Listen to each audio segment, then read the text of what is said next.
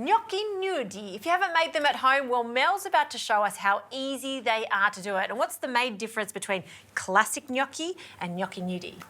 So the main difference is that nudi normally has some sort of additional ingredient in there. Yep. So your gnocchi is traditionally going to be potato. Correct, and it's going to have flour in there, sometimes eggs, sometimes not. With a gnocchi nudi, it's going to have a base of ricotta, and you need really good ricotta to be able to make them perfectly pillowy. Absolutely. Like you said, you've got to use a good quality ricotta for this, because there are some on the market that are really smooth, and that's not going to work for a gnocchi nudi. No, you want something that's actually a little bit crumbly, got a bit of texture to it. And the way that I normally look for that is to actually judge by what is in the supermarket fridge and what's inside a little basket inside a packet. So if you see that basket, you're onto something good, basically. Let the water drip off it a little bit. Yep. And then can you put about 600 grams into this bowl for me? Okay, 600 grams. Ooh, I could just eat this as is. Me too. I guess with your Italian background, ricotta is such an important part of so many dishes, even just a simple sandwich with ricotta. So good. All right, so ricotta's in there. I'm going to add a little bit of parmesan. Don't get me wrong, I adore classic potato gnocchi, but there's something about this that's so much more pillowy-like because they're fluffy because of that ricotta base. And it can be tricky because you've got to make sure you put the right amount of flour to ricotta because you don't want them to be dense. You also want them to hold. So it's just getting it right. Finding a perfect balance. Yep. I'm going to add 2 eggs. My little boy loves ricotta gnocchi in particular, and I always use this as an excuse to just add some spinach to it. So yeah, you could cook some spinach, blend it, and pop it in here. They'll never know what's in there. Just adding a little bit of black pepper. Yep. Finally, just some flour. I'll add some salt for you too. Perfect, thank you. Okay, so plain flour.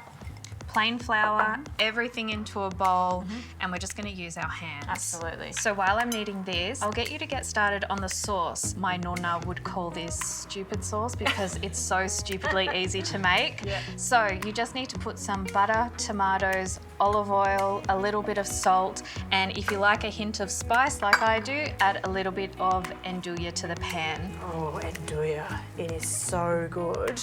This is it here. It's like a spicy pork paste, Italian style. It's just such a great ingredient to incorporate into sauces. It's beautiful. One of my favourite ways to do it is actually to add it to pizza sauce. Oh, yes. Now we're talking. Yes. Great idea. In with our cherry tomatoes and some olive oil. And we don't crush these, we just leave them as is. Just leave them, yep.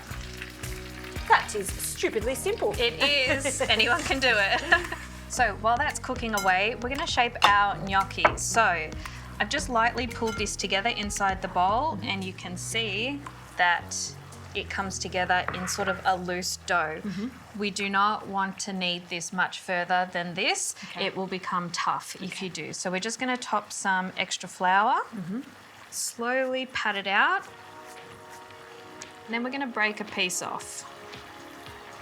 You can shape it on the board or in your hand. So if you prefer to do it on the board, we can just gently roll it out into a sausage. Then all we have to do is cut them. Cute. And we're not making them into any shapes. We're not putting any little patterns onto it. The more rustic, the better. Yeah, we're just leaving them as they are. Yep. All right, let's make a few more. Let's make a few more.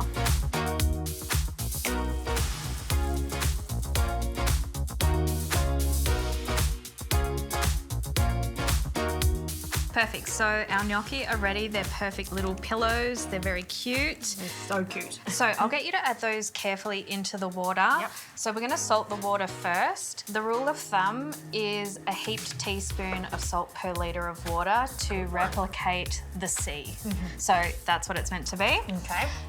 Once they start to boil, you'll see that they'll actually rise to the top of the water. Once they sit at the top of the water for about 20 to 30 seconds, then they're ready. Nice one. And I think that's the key too, because naturally when they're dancing at the top of the water, you want to take them out straight away. But because there's flour in there, you want to cook it a little bit longer. Yeah, you definitely don't want any raw flour in the middle of these. Fantastic. We'll wait for these gorgeous gnocchi nudi to start bobbing at the top of the water, and then they're almost ready to go in the sauce.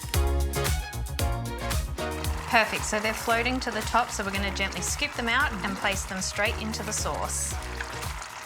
They've really held their shape, haven't they? They have, and this is the thing, is they are just so easy. Any sort of like little mistake, if you put a bit too much flour or not enough egg, it's very forgiving. Yeah. So it's a great beginner's gnocchi recipe as well.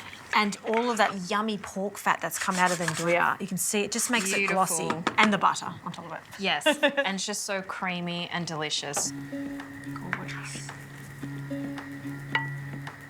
And you can add as much or as little of the sauce as you like. If you're having it with a piece of crusty bread, it makes the perfect sauce to soak up, you know, with the last little bit of your bread. I like how you're sharing a generous portion here. Generous portions It is only. for two of us after all. All right, I'm just going to put some extra parmesan on to finish. And all the tomatoes, they've broken down, but they're still slightly holding their shape because we didn't even mix the sauce. We agitated the pan very briefly, but that's it. Just let it do its thing as you form your gnocchi. And that's it. I love gnocchi. So it's time to taste. Let's do it. They're like little fluffy clouds. They really are, aren't they? They're not stodgy, they're not heavy. They are so light. If you love gnocchi, but you want to do it in half the amount of time, well, instead of potato, try it with ricotta. It works so well. And that sauce, as Mel would say, is stupidly simple. I love it. Thank you. Thank you.